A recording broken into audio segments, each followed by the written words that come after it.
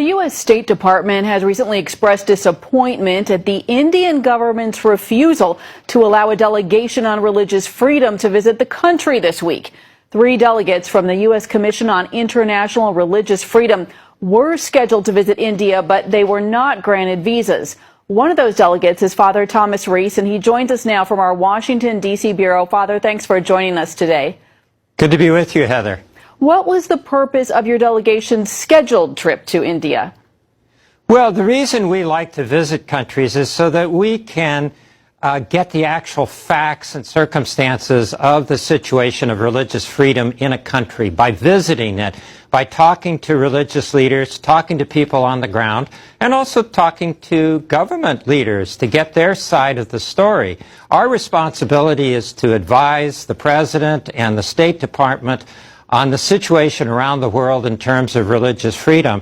And India is one of the places that we wanted to get a first-hand view and understanding of the situation so we could be very fair and accurate in our report.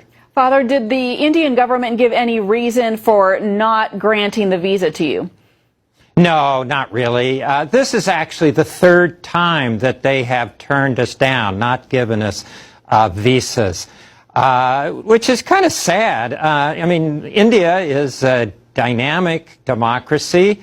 It claims to be a non-sectarian state. It has pledged itself to international agreements on religious freedom. So what is it hiding? Why isn't it willing to have us come and look at the situation? And what is the situation that you wanted to look at? What are the concerns about religious freedom in India?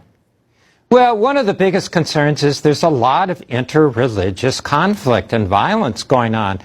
There have been situations where thousands of people have been killed in conflicts between Muslims and Hindus. We've seen situations where churches have been burned, been attacked by mobs. And sometimes the police are there and they're just standing by doing nothing or, participating. This is not the way governments should act, not governments that are committed by their constitution and international agreements to protecting religious freedom. And what have you seen with Christian churches as targets in particular? Is the violence there increasing? What's going on with that? Well, what's most disconcerting is that recently there's been a lot of Hindu nationalists